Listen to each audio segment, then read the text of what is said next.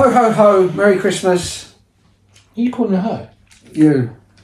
Ho. Merry Christmas. Welcome to the Bench Movie Club. And our first Christmas film of the year. Here's Sunny Man. Sunny Man. I thought, what's the most Christmassy film I can think of? Rocky 4. From 1985. Because of all the snow. Yeah, I'm also going to talk about Rocky 4, Rocky versus Drago, the Ultimate Director's Cut from 2021. Is that the one you watched? That's I didn't even know that existed. Yeah, I'll tell you about that in a bit. It's interesting, but yeah, so Rocky 4 is written and directed by Sylvester Stallone, who also made Paradise Alley and Staying Alive. Yeah, it's Staying Alive. It's a Staying Alive is a sequel to Saturday Night Fever. It's got John Travolta in it. Oh. Yeah, and of course stars Sylvester Stallone, who also stars in The Party at Kitty and Studs, Stop, I'll Shoot My Mum, and Rhinestone.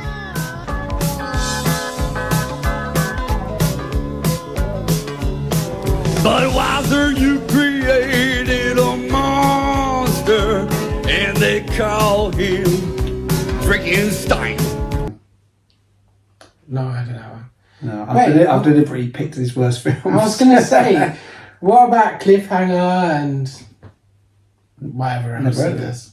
No, I Rambo. thought I'd pick his big three. Yeah. Party at Kitty and Studs, Rhinestone, and Stop, I'll Shoot My Mum. But I like that. Stop, I'll shoot your mum. Or my mum will shoot. Stop, I'll shoot. Talia Shear is in this. She's in all the other Rocky films. She's also in Godfather 1 and 2 and Prophecy. Is that Adrian? Yeah, Adrian. Adrian. You got Burt Young. It's Paulie. Mm-hmm. He's also in Chinatown, Once Upon a Time in America, Last Exit to Brooklyn. He died October 2023, and he was 83. Oh, really? You know the funny thing about him? Out of all of them, he was actually the best boxer. Oh, I've heard this. He was actually trained in it or something, wasn't he? He boxed, I think, in the Navy or something like that. In the Navy. Boxer, I don't man. know why I did that. Everyone does. Whenever someone mentions the Navy, you sing it. Carl Weathers, who's in Predator, Happy Gilmore, Action Jackson. He sadly died when the Russian beat him to death.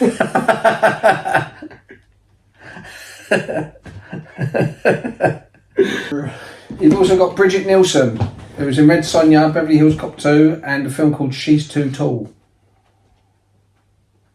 which I suppose is like a sequel to She's All That. Which one is she? She's the blonde woman, Bridget Nielsen. She was, the Russian woman. Oh, his You wife. are horrible to him. We are not fighting in America. Yeah. You know, she married Stallone. Mm. I think it was just after the movie. Yeah. And a couple of years after that, they got divorced. Yeah. To celebrate Rocky 5, they got divorced. So he could marry Tommy Gunn. You got Tony Burton. He's the guy. He's ring assistant. He was Apollo's ring assistant, and then he's just throw the towel, throw the damn towel, and Rocky's just standing there. Oh. Everyone's saying, throw the towel. And he's like, oh. He turns around and throws it in the audience. No, you throw it in the ring. Oh. But to be fair, that's something I wanted to bring up later. I'll bring it up now. Bring it up now. I don't understand why he's just standing there screaming at Rocky saying throwing the towel, throwing the towel. Why not just go grab the towel or grab another towel? I'm sure it's not the only one that exists there, and throw it in yourself. The decorations are thrown in the towel. Yeah, but I mean, he's standing there holding the towel, isn't he? Who? Rocky. Yeah, but surely they're not standing miles apart. They're just standing right next to each other. No, because he's standing on a different ring. There's two rings, isn't there? Talk so much shit. They're standing on the same corner. Just go walk. Like, even if you've just got to walk two steps around the corner, grab the towel off him, throw it in yourself. Now you've brought that up. Like, take responsibility. Not just stand there going, "Throw in the towel, Rocky!" Ah! No, now you've mentioned it, I'm just going to bring up the Rocky versus Drago, the Ultimate Director's Cut. So what happened during lockdown, Stallone took Rocky 4 and re-edited it. So it's pretty much the same length, but there's 40 minutes different footage. So he took out all the stuff with the robot and like Paulie's birthday celebrations and Yeah, stuff. the start of the movie lasted longer than I remember. Yeah. So basically, all those sort of really 80s bits, him washing his car, hey, there's a robot, what's he doing here? Washing the robot. And he cuts all that out and he adds in extra footage from the fight. There's a scene where he's trying to get sanctioned so he can fight, and they're saying, no, you can't do it, not allowed. So he decides to go fight in Russia. That's why he fights in Russia. So it makes it more of a serious film. But he's also done slightly little things, which obviously over the years he's probably got a lot of stick for, like throwing in the towel. He re-edited it, so when he goes, throw in the damn towel, as he grabs it, that's when Apollo gets punched. So it's like, he didn't have time to throw the towel. So he doesn't have that bit with him standing, because obviously people took the piss out of him for that for years. Yeah, but saying that though, that's probably the one thing that's more in line with the Rocky character. Like when you think about the first movie. Yeah. Because in the first movie, she's really shy, and he's not the most articulate with words. No. And yet, by the time this movie rolls around, they're extremely chatty, both of them. I noticed that actually happens in part 3. So you get part 1. Part 1 is probably the most well made. It's the most serious one. I think he was actually Oscar nominated for that. But that was the one. His character is more sympathetic, and he's like this punchy old boxer. He's lost loads of fights, and he's not sort of ripped. It's that street brawl line. Yeah, but he's muscly enough, but he's not sort of like super ripped like he is in 3 and 4. And he's this street debt collector, isn't he? Yeah. I remember there's that bloke who keeps winding him up. And when he finds out he's going to have a date, he goes, take it to the zoo. I hear retards like the zoo. Hey, this bum gotta say that. All right, back it up. and what's he doing part 2? Takes her to the zoo. What are we doing here at the zoo? I kind of like this zoo. And then, so he's a bit sort of slow. He's like, oh, you look pretty mad, you know. And part 3 comes along, and all of a sudden in part 3, he's all slick. And he's all sort of like, hey, Paulie, you want a job? I'll give you a job. And I think he's had that many fights now that he's started punching intelligence into his head. His character is completely different films. If part 4 was the only sequel to the first one, people will go, it's a completely different character. Yeah. I understand that you got to have some growth, like, especially when you make multiple movies. And yeah, she has a bit of shyness to her, but that I understand more, actually. Yeah. Over years, you're interacting more with people. Yeah, have a lot of press around all the time. And you are still going to start coming out your shell a little bit. Well, not with the press. But even not with the press, but I mean, like when you're surrounded by people and stuff. You better see when the press are outside. She goes, I don't know what you're talking about, Russia. I'm not going to Russia. Fuck off. Get out of my garden. Whatever she says. But, like you said, you go to the first one, and she's just like, there's a turtle. It's a dog. Rocky, no. She's got those glasses, which obviously she must have had laser eye surgery. That's how she talks. And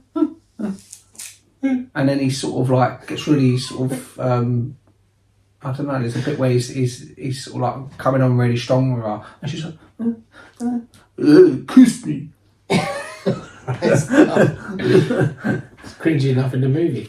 But yes, so Tony Burton, he was also in Assault on Precinct 13, Hook, and The Shining, and he died February 2016, age 78.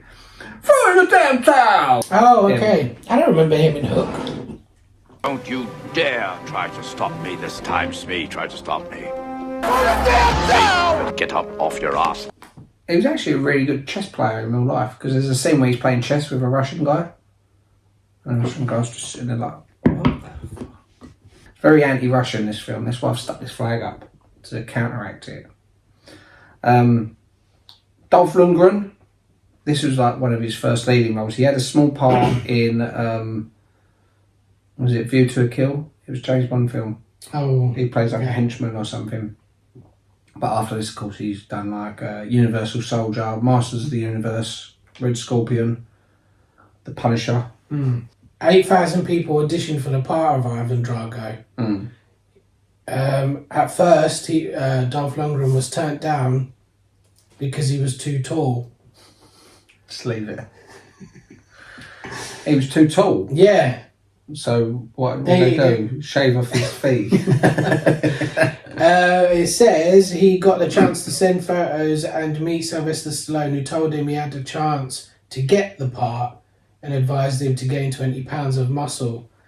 What I also saw in a little YouTube clip is that he was, I think, in the last three, and the other two guys actually were Russian, but they were busy playing the role a lot like the first two movies, you know, like Apollo, and you know, like when people, the boxers, they're all like get loud and rowdy and like, and that's why he kind of decided to be a more stoic and more like hardly speaking and just intense looks, and therefore he ended up getting the part because he was just just a complete different character, and it actually helps with the intimidation factor, I think. Yeah, I can't because imagine, he's so big.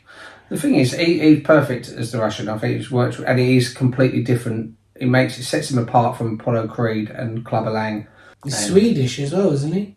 Yeah. And I think at this time period, he already had like a few degrees in like physics. He's very intelligent.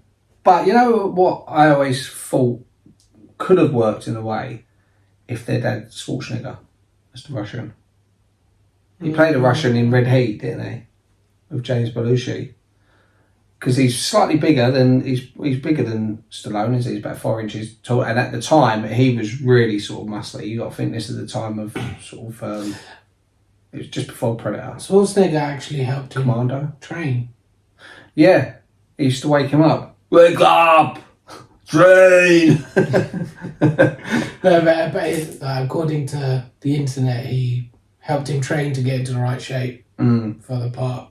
Yeah, because loads of people think as if Stallone and Schwarzenegger were sort of like rivals, but they were actually really good friends as well. They used to hang out a lot together. You've got James Brown in this as well. Yes. Who was also in the Blues Brothers and the Tuxedo. He's a song that he performs before the... Coming to America. Living in America. Yeah, the one just before the Apollo fight. Knock me out!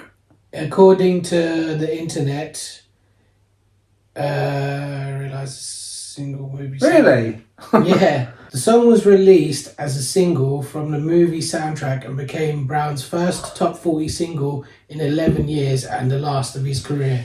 Eddie Murphy, eat your heart out! David Lloyd Austin was the Russian president at the end. Okay. Who's obviously meant to be Gorbachev, isn't he? I have no idea who you're talking about. The guy, President... you know who President Gorbachev is? Alan Crew, was he the one sitting in the middle? Yeah. Kept giving bald dirty head. looks to the other Yeah, but guy. you know who Gorbachev is? No.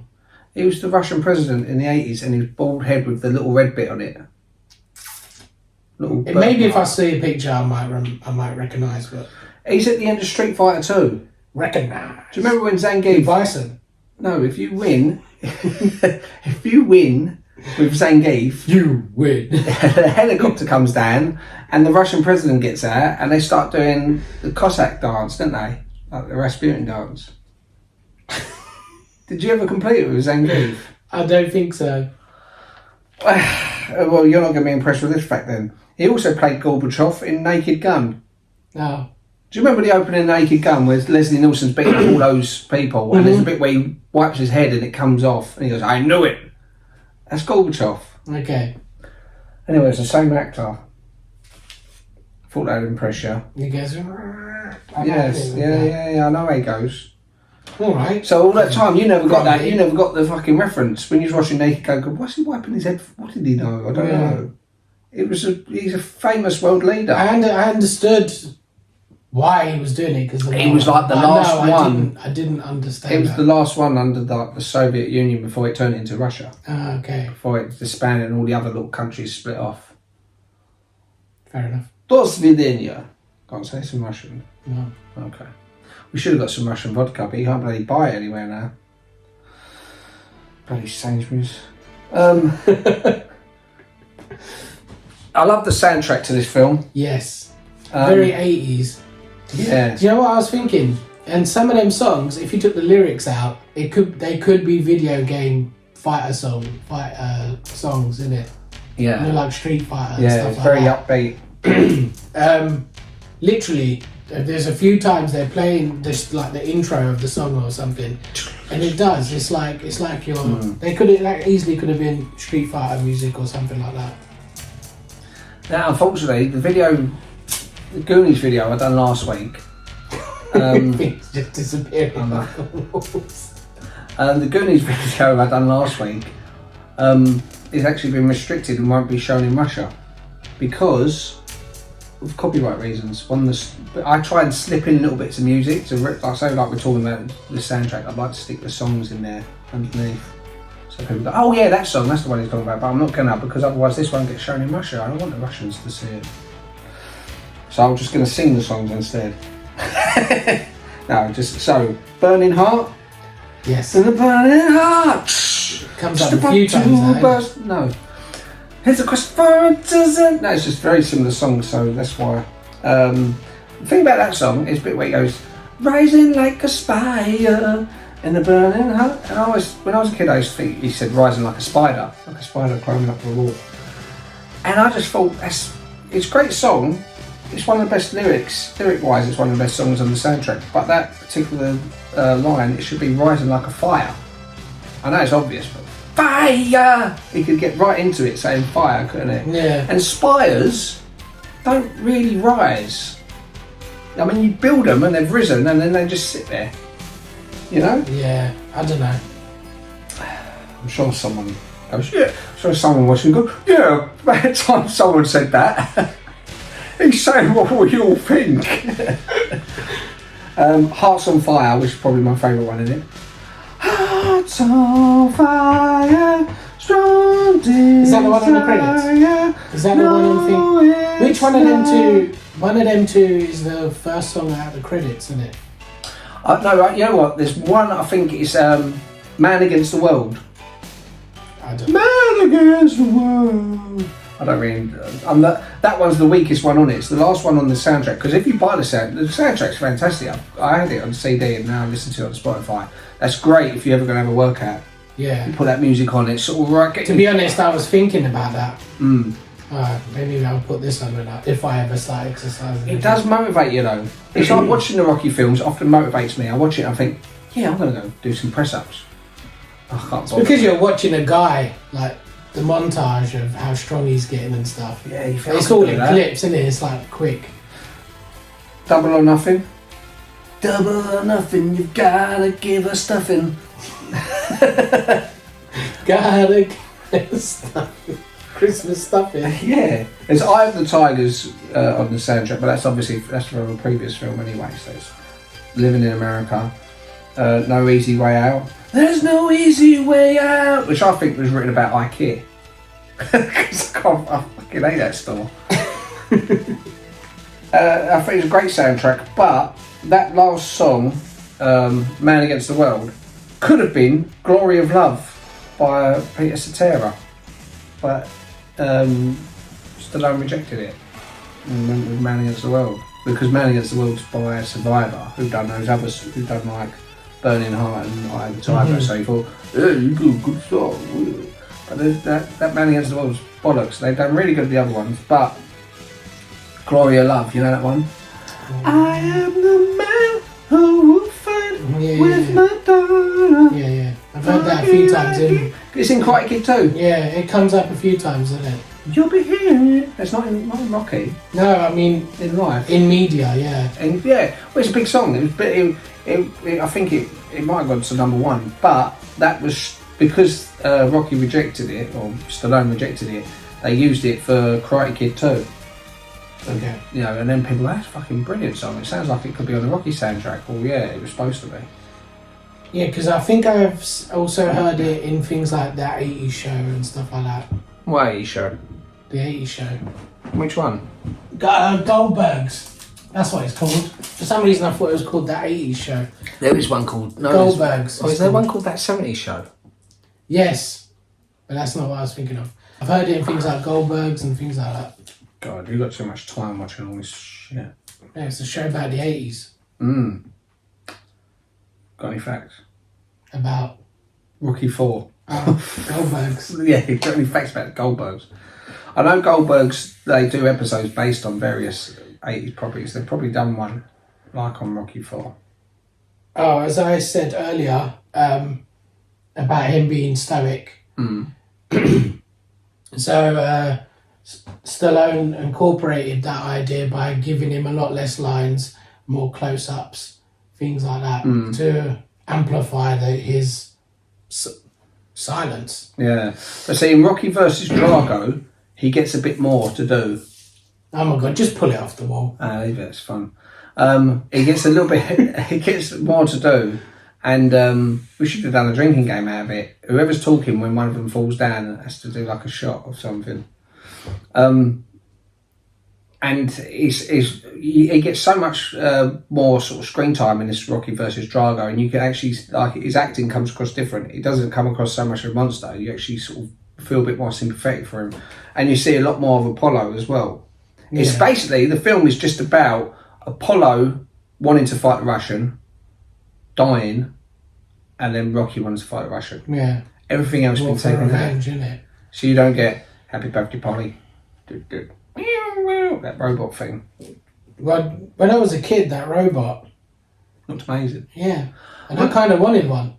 The thing is, the Rocky versus Drago one is more serious, but I prefer the original one from 85, the one with the robot in it. Yeah. And who didn't like that robot? And it was also more Christmassy, that one. They've taken out many of the elements of Christmas for Rocky versus Drago. You know? Because that's when everyone wants to watch Rocky 4 at Christmas time, isn't it? I guess. Yeah. It's mostly because the fight's on Christmas Day as well. Yeah, and the son's, and that's the thing. So, you know, he's got his son at home watching it and goes, "Hey, my son, go to bed." As soon as she showed up in the middle of his montage, they stopped the montage so she can show up. Yeah. My instant thought was, who's looking after the kid? Yeah, the robot. And then it's later when the fight starts happening, you see the kid with his two friends and a robot. Yeah.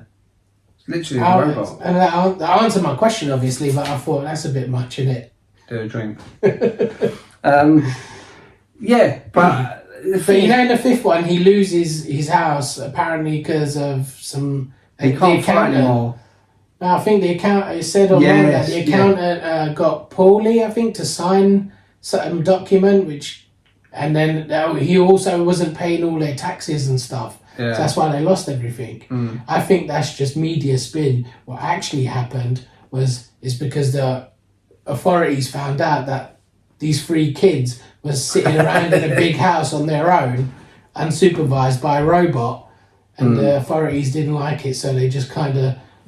So they had to pay it off. So you think that this fictional world and character is hiding something? And then obviously... The media perception would be, oh no, Rocky got screwed over by some accountant, and that justifies why he lost all his money. No, you said she splits up the montage. She doesn't. It's two separate montages. No. The film is... It does feel a bit... It does feel a bit like she comes in and splits it up a bit. Well, it's been calculated that the film is 31.9% montages. No, is it? Most films in the 80s, they'd have a montage where people go, "Oh, I love the montage." It's almost like the A-Team. The A-Team always had a montage, them building a tank out of watermelons or something. Yeah. You know, people go, "Oh, I love this bit." Look, putting it together. So it's like the training montage, or him being reflective when he's in his car. I was thinking, I don't remember seeing so many... Clearly, I've not watched this film in a long time. I don't remember seeing so many... montages. Clips of his past. Like in this movie, you see a lot of the first, second and third movie in this movie, just in clips. Well, you know what happened, because he wrote and directed it. Stallone. He didn't do the previous two. He done the first one. He wrote, but someone else directed. Anyway, so he had a lot of influence in it. The original cut was an hour longer. Oh, okay. And then they edited it down to 91 minutes. But at 91 minutes, it's actually the shortest Rocky film. But I think they cut so much out, and then they thought, let's buff it up a bit and stick a montage in. Oh, you know what? Let's put another montage in. I don't want to put that back in there now. Let's stick another montage. People love the montages. And, I mean, really, if you think of an 80s film, like this who is it sings that song? You gotta have a montage. Is it South Park? You need a montage. Even Rocky had a montage. This film won 5 Golden Raspberry Awards. You know what they are? The Golden Raspberry. Is that the bad one? Yeah, it's basically like worst actor, worst actress and stuff. Really? It won worst actor for Stallone, worst director, worst supporting actress for Bridget Nielsen, worst new star for Bridget Nielsen, and worst musical score. Now, listen, I think Stallone's actually an underrated actor. When you see him in the first Rocky, and Copland is good as well, he is actually a decent actor. You know, he's probably the better actor. Well, he's the better actor out of him than Schwarzenegger. Even though I prefer Schwarzenegger, I just about prefer Schwarzenegger. I think Stallone's just about a better actor than him. Yeah. But I think the Golden Raspberry people, I was looking up the awards history. Stallone's had the most amount of nominations, like 20 in total, or something like that. And I thought, it seems like someone's just got a grudge against him. They just don't get it and go, oh, he's crap. Why people like his films? He's the same in each. Actually, First Blood, Rambo, the first Rambo film is amazing. Yeah. That's a brilliant film. And I think it would have been so much better for his career if Rambo had died at the end of it like he was supposed to. Because in the book, he dies. Oh, does he? He kills himself. I think he kills himself. Or it might be the Colonel shoots him. Because he has that breakdown at the end. Because he's having like PTSD. Yeah. And it's such a great film. It's so well made. And yet, at the very end, they decided, like Stallone decided, no, look, let's keep me alive and then we can make part 2 and part 3. And it just became a terrible franchise. I'm not a fan of the Rambo films, but the first one I think is amazing. No, the first one is great. Yeah. But yeah, so won all them. He also got nominated for Worst Picture, Worst Supporting Actress for Talia Shear. I think, what's she done wrong? Maybe it's because Oh, Melinda. this is one of this was one of them which I had on VHS, so I got to watch it a lot more than the 3 before it. So I actually really like this one. This is one of the most popular ones. Probably I always rated this as one of the best ones. I did, and I still do. I think this is. I've always said this was my favourite Rocky film. I think part 1 is the best film, but this is my favourite one out of all the Rocky films. Because what helps with his intimidating factor and that is the fact that he killed Apollo so quickly. Yeah. I know that Apollo was out of the game for 5 years or whatever, but he was just in a training montage in the previous movie with Rocky training him up and stuff. Yeah. And then they had that fight, which many movies down the line in the Creed movies. It turns out Apollo 1. It turns out Apollo 1. What favour? Yeah, he wants a favour just to have a little punch around or whatever. Yeah. Listen, I think Apollo is the most important character in all these films. Because if it weren't for Apollo, Rocky wouldn't exist. Yeah. You know, because in the first film, Apollo picks him out of there's a big book of all the different fighters, and Apollo's sitting there and goes, this one, the Italian Stallion. Yeah. Just because of his name. Yeah. And so he picks Rocky out. Rocky doesn't even want to fight at first, but eventually he does.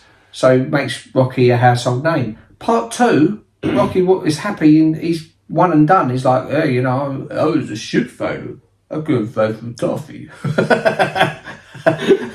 And he doesn't want to fight, but Apollo's like, no, you're having a rematch. Yeah, We're rematching. He can't take it. He won't take no for an answer. So he gets him in it. Rocky wins in part 2, spoiler alert, and becomes world champion. So again, thanks to Apollo. Then you go to part 3. Rocky's like, hey, I could beat up Beard Ruckus, Mr. T. What's his name? Clubber Lang. Do you know number 3, I think, is one of the last ones I ever saw. But then he loses, doesn't he? Yeah. To Clubber Lang, and he's Mickey dies, and he's like, oh, I To don't be want fair, he dies right before the fight, where he loses. I know No, he dies. He technically dies after the fight Is it- because Rocky comes back all bashed up. Oh yeah, and he's like, "Did you win, Rock? Did you win? okay, yeah. I'm misremembering it. Kiss me, Rock." But he knew he was in a bad way, and I know the whole He point lies was to him, doesn't he? He goes, "Yeah." the whole point was that he's not kept him in the best fighting shape, and because he's not got the hunger, because he's already champion, and he's been just feeding him like fighters that were always going to lose against him.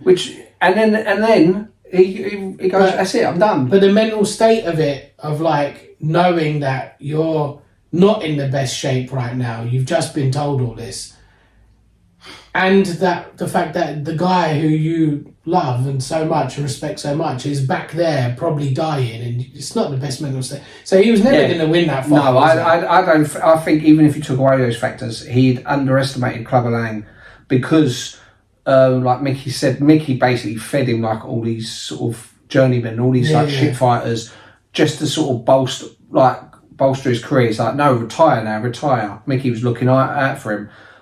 But then Rocky was happy to give up. It's because he couldn't see as well, isn't it? There's that slapping scene he does where he's like, "Oh, if an old man like me can slap you, yeah, you know, what chance have you got against an actual boxer?" And then who gets him back? Apollo. Yeah. Apollo turns up and goes, "You had the eye of the tiger, man. The edge. We used to edge together." And then they're running on the beach with their little crop tops and hugging in the water. So he gets him back. And then part 4, Rocky's not interested in fighting the Russian. Rocky's, again, finished. It's Apollo getting killed that spurs Rocky into fighting. But the very start of the film is basically the end of the last film, isn't it? Yeah. Where they show the whole little bit of the montage again of him doing the training with Apollo, and then fight that behind the scenes we're on their own fight. Which I did start thinking, if no one is there, who is there to stop the fight?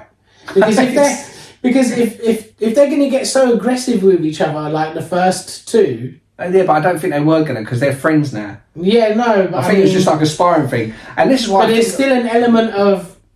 Fuck that, he's just I'm going to fucking do it. Yeah, but I don't think Rocky's like that. Rocky was a lot more sort of. He's quite passive as a boxer. He's like, "Hey, okay, you beat me, you know? Stop hitting me, Apollo." So he probably. That's how that probably finished. Or they had that thing where they both punched each other, and Rocky probably just laid on the floor for a little while. Hey, you guys. But he's got the shiner as well, though. But yeah, and then part 5, no Apollo. Part 5 is shit. So there you go. You need Apollo to make a good Rocky film. Rocky Balboa is better than 5, but again, it's not essential viewing. In fact, I'd go Rocky 4 and then skip all of them until Creed 2, just to see the Russian come back. Oh, really? I don't mind Creed. I put Creed and Rocky Balboa on par, but for that story arc, I sort of stopped. Yeah. Although Rocky Balboa, I suppose, does have it's got that speech where he's like, life knocks you down and you get back up. And also, like, you get to see what's happened. Do you remember they made a song about that? I get knocked down.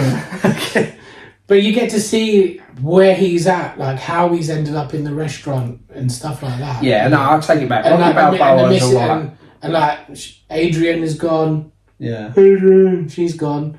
And he's obviously struggling with that relationship. Struggling with a relationship with his son and stuff like that. That's the scene they cut out of Rocky Balboa. Because you know he goes to visit her grave, doesn't he? He's got that chair and he sits there and he starts talking to her. Hey, Adrian, you know, the restaurant's okay. At the very end, someone comes over and goes, "That's the wrong grave, mate." He's been sitting at the wrong one for all these years.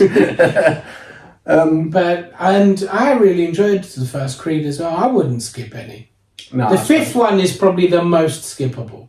Yeah. Oh, the 5th one's definitely the weakest. But then also, at the same time, it's the one where you see how he's ended up losing all his money and being down and out, and how they've had to he's had to almost build himself up again into like a restaurant owner, or whatever, which is not the most glamorous thing anymore, but he loves it clearly because he has the people wanting to come and see him factor, because people want to come and see him and be like, oh yeah, I've met Rocky Balboa, and yeah, I think it's he always has that star factor. I do actually like Balboa, I'll take that back, but I've just quickly I've ranked the 8 films. This is how I think descending order, right? So the worst one is Rocky 5. There's no question, that's the worst one. I've then put Creed, the first Creed, as the next, mainly because it's not really a Rocky film. It's sort of like more about Creed than it is so much Rocky. I think Creed 2 is better than Creed 1. Then Rocky Balboa, and then the 4th best one I think is Rocky 2. Because Rocky 2 is sort of like the first one, except for it's got a different ending. You know, he gets up. And then Rocky 3 is the 3rd best, because I think Mr. T was great in it, Clubber Lang. I liked the Hulk Hogan, and it's starting to sort of veer into the ridiculousness. It was like preparing you for part 4. Part 4 I think is the 2nd best one, and I think the first one's the best one. What about Creed 3? Oh God, I haven't seen that. I forgot all about Creed 3. And I haven't seen it. But to be fair, Stallone doesn't have his fingerprints on that at all, does he? Is he not in? He's not in it, is he? Is he in it? No. So I can't remember exactly what happened, but for some reason he was cut out of the whole. I think he just lost interest. Process of it. No, I think they cut him out, like the higher ups, rights and all this stuff, and not willing to pay him the right amount of money or something like that. Like he should have more shares in the thing that he's created. Basically, he should be getting more for it, and he was getting. I can't believe I forgot about that. If you know what, I just think I was so disinterested. I didn't know the storyline about it. He's not involved in it in any way. I don't think in like any of the script writing, anything. No. Well, anyway, let's go on to the bottom of the list. I think rights wise. I think it's got something to do with rights or something. I'm not 100% sure what it is right now, but I know I've definitely seen a few videos about it where it's been a lot of rights disputes. But going back to the Raspberries, there's no way he was worst actor that year. He was actually quite good in it. The direction was fine. Worst supporting actress for Bridget Nielsen? I don't think so. She didn't really do anything. You know, like you watched her and went, oh God, they're so phoned in. She was believable. She sounded realistic, the way she was talking and everything. Worst new star as well. No, worst musical score, definitely not. No. Because, okay, I think that might have been a reaction because he had the same composer for the first 3 films, and then I think this one he used someone different. But I was listening to the score, and those bits, the building up, dun dun dun dun, dun dun dun dun dun dun dun. Again, gets you right in the mood. Yeah. I want to punch someone. Yeah. And also the nominations. Worst picture, definitely not. Fantastic film. Worst supporting actress for her, Talia Shear. No, she didn't really do anything wrong. She only had like a couple of scenes in it. What year did it come out? 85. What was it up against? What, for worst? Yeah. Oh, I can't remember. But I'll guarantee you. There were probably worse films out in 85. Porky's 2 was out that year, I think. And that's crap, really. Paulie. There's nothing wrong with Paulie in it. You can't say he's a bad actor. But yeah. It's funny how Paulie is he's the one person that everyone keeps saying you should get rid of him. And he makes that bit of speech. Because he thinks Rocky's going to die in it.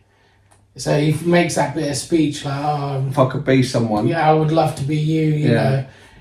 I have so much respect for you because you didn't get rid of me like everyone told you to. And it turns out he's the reason why they lose everything. One of the reasons. No, he is a thorn in his side throughout his whole life, pretty much. I mean, part 3 he gets arrested, doesn't he? He has that opening bit where he sort of gets drunk and throws something at a pinball machine. Comes in and constantly still comes in years later into the restaurant just drinking some booze, causing a ruckus. What's her name about, isn't he? Well, not so much. What's her name? Adrian. The robot became his girlfriend, didn't it? Yeah. That was weird.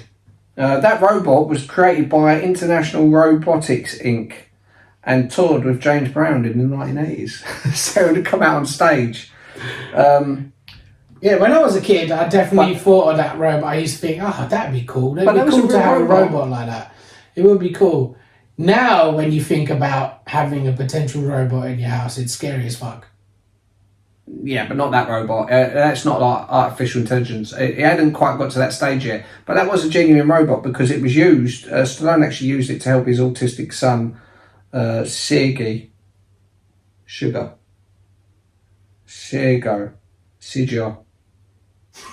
How'd you say that? I don't know. Sergey. Sergey. Yeah, Sergey, is your Russian robot.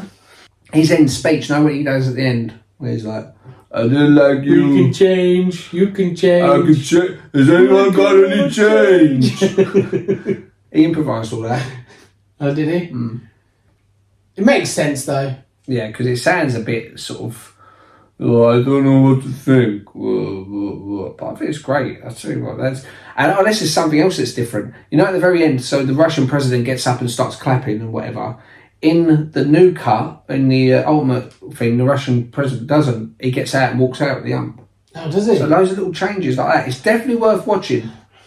I didn't even know it existed.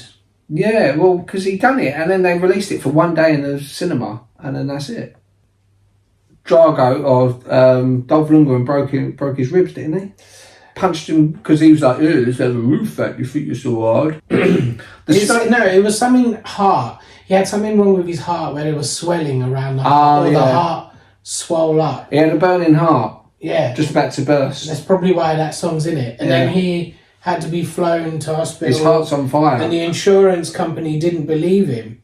Thought that he just had a head-on collision and was hit in the chest by the steering wheel. Because he got hit that hard. Yeah. And they thought he was just trying to swindle them out of some money, but when they felt like it was that. And his response was, have you seen Dolph Lundgren? That's a truck. That's a steering wheel. That's a head-on collision. Mm. His insurance company honoured the claim soon after that. Well, apparently also Carl Weathers didn't get on with Dolph Lundgren because when they was doing their fight, you know, like when he chucked him for real like that, and you could see his reaction because he was really pissed off about it because where Dolph Lundgren was so big and strong and throwing him about, bashing him, apparently, and Stallone had to have a sit down with him and get him to sort of kiss and make up. Yes. Right at the start of the movie, when Rocky pulls up to the house, I thought they'd made one of them movie mistakes where that was a random cameraman standing by the house and they just forgot to take him out of that picture. Turns out it was just his kid with the camera. But I was thinking, they blatantly left the cameraman. Young, isn't he? He's got a no, but you couldn't even see because there was such a bright light coming towards the camera, our view. So you couldn't even see the top half. All you could see was a bright light and two legs. Really bad editing. Yeah, I thought, oh god. So that was a bit weird. I don't remember the Creed section lasting so long. Maybe it's because again I've not seen it in such a long time. I didn't remember a lot of that beginning section in general. In my mind, it was very much the very start of the movie is Creed fighting him, because I always used to think, I'm not sure why Creed was even fighting him. Like there was no build up to it. Turns out I was extremely wrong, and my memory was really bad about it. And there is, isn't it? Maybe you taped it off the telly. I think you started taping it from the fight. Yeah, maybe. Who knows? Because obviously he's in the pool, isn't he? He's just living his best life in the pool. I think playing with his dogs or something. Yeah. And he gets offended because he goes, those bloody Ruskies coming over him. Because obviously it was during like the Cold War. So America was going to go to war with Russia. Thankfully, Rocky and Drago fought, and that was the end of it. It was like it was meant to have ended the Cold War. The thing is, it was so anti-Russian back then. They've sort of been treated as the villains in many things, as well as in real life. They've been treated as the villains. But as a British person, I can sympathise. Okay, listen, they've done it to us for years, so it's your turn now. The actual exhibition fight as well. In Vegas. I understand why he's going so hard on against Apollo because he's trying to prove himself as a boxer. But at the same time, some of the stuff he was doing was just mad. Like you said, throwing him across the ring. And then as he bounces away from the ring, he's already coming in with another punch. So it's like, well, of course he's never going to have a chance to actually defend himself or anything. And then even when the ref comes over to, like, I think in the second round, to kind of, he pushes the ref well out the way, and he like pushes him over and just lays into him. And he's also hitting him after the bell's gone and all that. And I'm thinking, yeah, you can prove yourself, but that is very excessive. Yeah, the thing is, playing devil's advocate, right, I would say there's a translation problem here as well, because, you know, like the towel guy, he'd go, it's an exhibition fight. That's how he shouts. He shouts everything. He said, it's an exhibition. Tell your man it's exhibition. And they might not have the exhibition fights in Russia. They might go, why does he keep... Someone look up that word he keeps using, because I thought it was just like a normal boxing match and I've got to win. But even because they've been taking the piss out of him. But he spends so much time dancing and messing about Apollo. Yeah. That it's a bit like, well, yeah, you've just expended energy there that you could have just used in the fight. Like, don't get me wrong, the script says you're going to go, so you're going to go, innit? But did you ever see that Tyson Fury fight where Tyson Fury came into the ring dressed like Apollo to Living in America? No. He wore like the big, and he sort of like go like that. I remember seeing that. Did he lose that fight? No, he should have been killed in the ring. The funny thing is, I boxed years ago, and I remember I was fighting at the Troxy in East London, and they said, what song do you want playing when you come in? And I was so tempted to pick Living in America. But I thought, I don't want to tempt fate.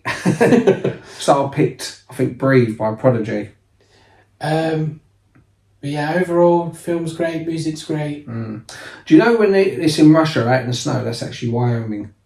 Oh, is it? Yeah, so... Paulie fell over in the snow. He's just having a good old moan, isn't he? And then he just walks into the snow and he's just stumbling around. Do you notice they use the same sound bite? Second, like he falls... You know, the actual fight at the end, even in that bit... See, again, that fight is a lot longer in the new cut, so it's definitely worth watching it. Yeah, you see Paulie hold the guy's head like this. Yeah. That comes up at least 2-3 times. Yeah.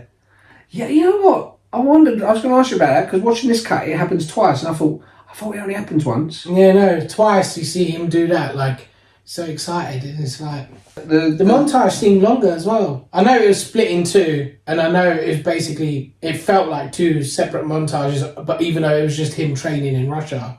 Yeah, but his training before his bloody downer wife was there, and then afterwards, because she's always like, you can't win, you're shit. I could beat you. But overall, it was a longer. There were longer montages, weren't they? So maybe I'm misremembering that as well. But like in the second movie, it doesn't feel like a long one. No, it's part 4 has definitely got the most amount of montages. But it does them well because it shows Rocky's sort of rustic training against the Russians' futuristic training, which at the time that was very ahead of its time because all the equipment he was using. There wasn't a lot of gym equipment back then. Yeah. You see like how he's got his sort of punching thing and his running machine where it's tilting up and stuff like that and all that little climbing thing. All that was revolutionary new stuff which people didn't think would ever take off. But they stuck it in that film and then all of a sudden gyms around the world started going, you know what, we should get more equipment in our gyms because it used to just be weights you go in gyms. I like the idea of the fact that what they're displaying in this is that whole... You know, the old way is still the better way, like the rough, rugged going to actually run up a mountain is better than doing the actual... I think that's true. I think it's always better to do something in the real world than do on a machine. It's like if you could run on a running machine for half an hour or you could go out on the street and run for half an hour. I think on the street it's better because there's slight differences. You know, you could be running on one surface, all of a sudden it's a bit of a wobbly surface. Your whole body has to sort of tense and adjust, you know, so you're constantly keeping it on the toes. Or it's like lifting something which could actually, it's like a the weight changes slightly as you're doing it. I always thought I was at my physical peak when I was working in Sainsbury's doing the produce. Yeah. Because you think the produce, we'd do, say like you used to do that. So say like in the morning we'd get the produce balls, say 4, 5, 6 balls, and it'll be different amounts each time. It'd be like really heavy potatoes, they've got to go this level or high, or it'll be smaller weight. And because you're constantly keeping your muscles guessing, that's the best way to train. Yeah. Yeah. And it's the same thing as when you see these videos of people that are like gym buff, but then they're not like they are strong. They can do things, but they don't seem to have that endurance to keep going. Like where a builder or something might just have that little bit more endurance with that strength. They might not have the physique of like someone who's show ready to show muscles or whatever, but. You know, he's more likely to saw through all that stuff or carry all them bags of bricks and whatever across without tiring as easily, because that's what they're doing all the time. Your body's more adjusted and used to that. Instead, because with weights, it's good, but it feels like it's a little bit more for show than it is actual function. Muscles for show and not muscles for go. Yeah. Kind of thing. Yeah. No, absolutely. There was a video on TikTok, this guy, and he had muscles on top of muscles, and he was saying about his experience working on a work site. He said his mate, who was a lot smaller than him, said, "You wouldn't last 5 minutes on our work site." And he went, "Oh, I can do it. I can lift bag. How heavy are those bags? I can lift that. I'll do it all the time." He lasted about half hour, and he said he had to fake as if an injury, and they all just started laughing at him because he was exhausted. He said, "I couldn't keep up with him." And I think it's true. I think sometimes you need to sort of put yourself in the situation. Sometimes part of me thinks I'd love to have worked on a work site at some point in my life, because you can build such muscles. Like going out with a screwdriver all day, you can build up your forearms really big, really tense forearms, you know. There was actually a lawsuit attached to this film, Anderson versus Stallone, where Timothy Anderson wrote a sequel for Rocky III and presented it to... it would have been, who was it, MGM? And they said, or United Artists, I can't remember. And they rejected it, and then they made Rocky IV, and he said, "Oh, that's pretty much the same as my script." But when he went to court, they said, "Okay, but the character Rocky, you didn't write, or Paulie, or Apollo. None of this stuff you wrote is already existing." You know? So it's like if you invented a character and someone said, "I've written one where he goes to the toilet," you can't use that. You go, "It's my character. I use what I want." So I think they've changed it enough. But yeah, I think Drago is definitely Rocky's toughest opponent, because you think also part 5 it starts with him immediately after this fight sitting in the shower shaking, doesn't he? Because where his head's been pummeled by the Russian, and even in Creed 2 he says he broke things in me which have never been fixed. I could never fix. He's saying like how intimidating it is. I remember actually there was a clip, I don't know if it was in the trailer, of Rocky and the Russian fighting at the hospital in Creed 2. But when I actually watched the film, it never happens. They never come to blows. What I really liked was at the start of the fight between Rocky and Drago, that whole... Like you go into the fight with that perception that this guy is unbeatable. Yeah. Especially with how fast he dispatched Apollo. Yeah. He's like 12 years younger. Rocky is in trouble. Yeah. Like this is going to be a rough fight for him. We all know that. And yet, within the first couple of rounds, Rocky's been thrown about. He's been on the floor. He actually, throughout the fight, he hits the floor a lot, but he keeps bouncing up a lot of the time. But that moment where he catches him and makes him bleed. The Russians cut. Yeah. And he's stumbling back, and then they sit in the corners, and it's like the perception changed. That like it flipped the other way around. All of a sudden, he's saying, he's unreal. He's just made like iron. Yeah. And then the perception the other way is like, see, look, he is beatable. Yeah. And it's like, it's weird how that...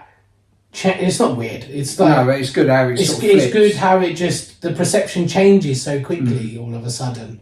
Because the whole build-up is about this guy's unbeatable, and now all of a sudden Rocky looks like he's the unbeatable one. But this is the thing with all the Rocky films. It's always the thing that makes a difference between him and anyone else he goes up against, because he always goes up against people who are better than him. It's the fact that he can take loads his of heart. punches. It's his heart. It's Yeah. it's it's like what they say. It's the fight in the dog, not the dog in the fight. And he's a great example of that. And him going up against that Russian who's like a foot taller, 12 years younger, faster, stronger. I think Because if they had 10 fights, the Russians won 9 of them. He can't even get near him, can he, Rocky, at times? No. But the way he just dashes him about, throws him into the corner, overall it felt like a good fight. Yeah. On IMDb, Rocky 4 got 6.9, which is a bit harsh, I think, but I can understand because it's not what the critics love. Rocky 4, Rocky versus Drago, the Ultimate Director's Cut, is currently at 7.6, so it shows loads of people sort of loving it. But I do love the original cheesy one. Rocky 4, the original one, 39% by the critics, which is really bad, it's really harsh. 79% by the audience. Yeah, but it's still that classic case of critics, they just always seem to be the complete opposite to the audience. I feel like it happens all the time. Well, before you embarrass yourself further. It's true though, isn't it? Rocky 4, Rocky versus Drago, 72% by the critics, 93% by the audience. No, it's still much higher. Yeah, it's bloody a lot higher.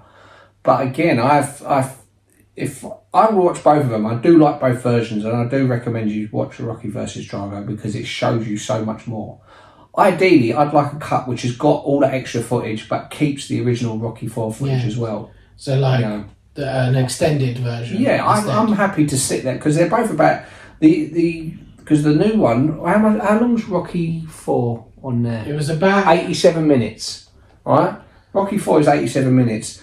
The Rocky versus Drago one, it's 93 minutes. So it's not, you think, oh, he ain't added that much footage. This is why those people ain't checked it out. No, he's taken out footage and added like 40 minutes worth of footage. Yeah. But the budget for the original one was 28 million and it made $300.4 million in the box office, which is huge. Yeah, massive. It's one of the most successful films of the year. And again, it's one of those things where critics look at something, and I can understand they're like... Is it right? Yeah, but how much of that is riding off of the first 3 movies as well, though? Well, I'd say the first one does all the heavy lifting, and part 2 ain't great. I think it's the 4th best film for me, because it doesn't give that... I find it a bit depressing in big parts of it. And yeah, it's great that he wins at the end, but it's still nothing new. He's just fighting Apollo again. Part 3, what I like about that is giving someone new a chance. Like Clubber Lang is like Mike Tyson before Mike Tyson was a thing. He's this really mean sort of personality. If Rocky 3 had come out after Mike Tyson really hit the scene, people would say, oh, he's clearly meant to be Mike Tyson. And then of course you have that charity match where he's fighting Hulk Hogan, which is funny. Yeah. And it's the start of his friendship with Apollo. Yeah. So I think 3 sort of, as I said, prepares you for the ridiculousness that you might see in part 4. But yeah, part 4 is definitely... Part 5, I don't know what I was thinking. They don't actually have... Rocky doesn't have a boxing match in part 5, does it? No, he has a street fight at the end. Yeah. Why don't you find me in the street? Which is kind of... It's alright though, because at least it's not the same fight constantly. Yeah. It does have that going for it, that the fight is different. It's more holds barred. Yeah, I think what's so depressing about it is, what's great about Rocky 4 is the exuberance, that's his richest. He's so rich and powerful, he's made, and you think, yes, he deserves all that success. And for them to take it all away... He's in phenomenal shape in 3 and 4 as well. Yeah, and in 5 they have that character who's obviously meant to be like Don King, isn't it? It's fucking annoying as well. Tommy Morrison, who was actually a genuine boxer, wasn't he? Loads of people hate his character. I didn't hate him. I thought it was interesting how they have this dopey sort of character who's manipulated into fighting Rocky. But it'd be good to sort of actually have them do a proper boxing match at the end rather than the street fight. I liked the street fight, but it's not really Rocky if he's not in the boxing ring. But he did have the problems medically in that, didn't he? Mm. So realistically, he was doing his best to not get back in the ring. Yeah. Right. So yeah, thanks for watching. Yeah, like, share, and subscribe. Yeah, and Make sure you share it. comment. Oh yeah, And be nice to see some comments. yeah, what do you think of Sonny's hat and his Christmas jumpers? And next week we're gonna do Gremlins, another classic Christmas film. Gremlins 2 I saw, but Gremlins I've only recently watched in the last couple of years. Oh really? Yeah, It's a good film though. it is good. I like Gremlins. It was weird that it's just a Watched lot it of, in a lot of order. movies happened, like even Terminator 2 was the first one I saw. And to me it's the best one. No, first one's the best one. Well, Terminator. Mm. No. Loads of people think part 2 is, but no, I think part 1. Part 1 establishes the initial idea. You know what they done fucked up with part 2? Was the trailer. Because they show that he's now come back as a good guy. Oh, okay. Whereas if they hadn't shown that... I didn't see the trailer, I just saw the movie. No, I was a kid. yeah. But the first one establishes, like, he's a villain, isn't he? Terminator. He's trying to kill him. He's this unstoppable machine. See, to me, that was weird, watching the second one and then watching the first one years later. I was like, Why is he trying hey, he was a bad guy. Yeah. But that was so... Because then when you watch part 2, it doesn't actually establish which one is trying to kill him and which one's trying to protect him. So if you'd watched the first one and then you watch part 2 without knowing anything that's going to happen, you think, quick, we want that Robert Patrick character to quickly get there and save him because you don't know he's a robot yet. And so he says, go down, and then shoots him. That would have been such a great twist. But they spoil it in the trailers, so everyone knew. Trailers spoil everything all the time these days anyway, don't they? Yeah. When you watch a trailer these days, don't you just walk away? If you've watched seen the the film. whole trailer, you feel like you've just watched the whole film. Yeah. Why am I now going to go watch the movie? Yeah. Bye. Bye.